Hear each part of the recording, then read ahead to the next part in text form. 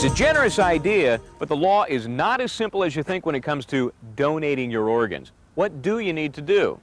Two ways to make it happen. You can either set it up before any injury, or you can find someone else and have them make that decision after you've been hurt.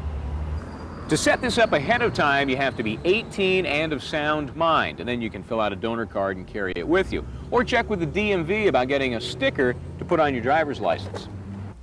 But that's not all. In fact, even if you have all of the legal paperwork in order, the doctor and the hospital still have a few more things they need to do before taking your organs. First, they have to get permission from your closest family member. They also have to make a finding that there is no brain activity. And finally, they need to have exhausted all efforts to save your life. But what if you don't have this pre-injury paperwork? You can still donate. You can have a family member give the okay, or anyone that has the legal responsibility for, well, your remains, and that could be a relative or the government if you don't have any.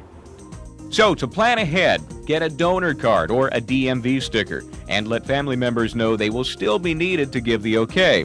And if you don't have the right pre-need paperwork, make sure your family knows your wishes so a donation can be authorized when you're not able. As you can tell, the law is designed to make sure that organs are only taken from those who really want to donate. Knowing how to make sure these important wishes are carried out will give you the legal edge. I'm attorney Michael James Bryant.